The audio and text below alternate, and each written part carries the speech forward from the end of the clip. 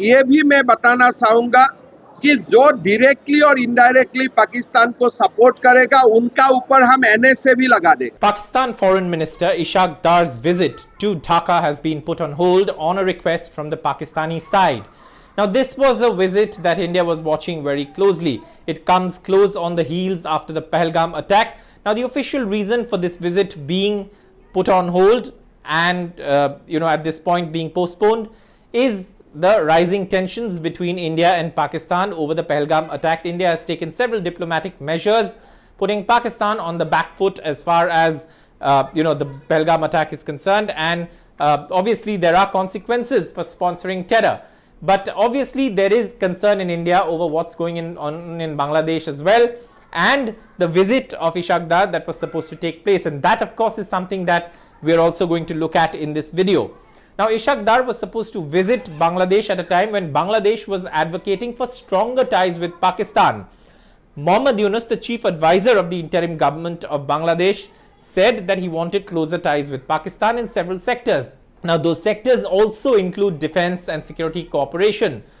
Pakistan has always eyed a presence in Bangladesh. Why have they done so? Well, after 1971, Pakistan suffered a humiliating defeat in Bangladesh.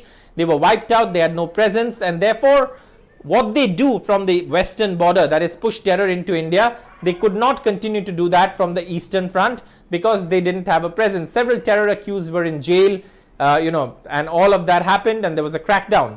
And this is something that continued for years and at least more than a decade, and now of course they see an opportunity to claw their way back in with the same nefarious designs, is what security experts say, that if Pakistan finds a foothold in Bangladesh, they will use that again to target India, to push terror into India like they do through the Western Front. And what's going on in Bangladesh is also very, very alarming and something that's of extreme significance for India.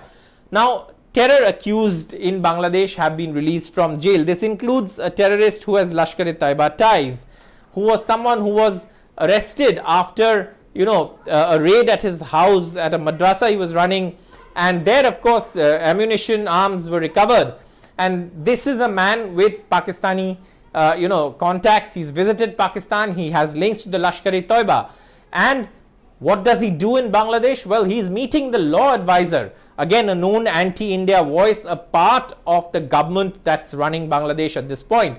So this is something that's worrying for India, that why are these terrorists or Pakistani sympathizers in Bangladesh, why are they getting together in Bangladesh? Why are they meeting? What is the purpose of their meeting?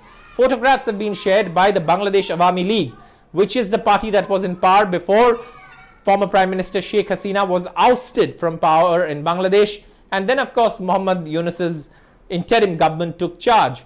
Elections will take place and finally install a government that's democratically elected by the people of Bangladesh. But what has happened in the last few months is what one observes, and that is radical Islam and radical Islam proponents being emboldened, terror sympathizers and terrorists being released from jail. In fact, another man, ABT founder Jashimuddin Rahmani, he's also been released from prison. He's someone who's of course there who has faced charges. So all these anti-India voices, anti-India elements have been released from prison. They are emboldened, and at this time the Pakistani foreign minister was supposed to visit, but given the kind of pressure India has put Pakistan under, and the Pakistan being on the back foot because of the pressure that India has put on Pakistan, at this point Ishaq Dar has been forced to postpone his visit to Dhaka.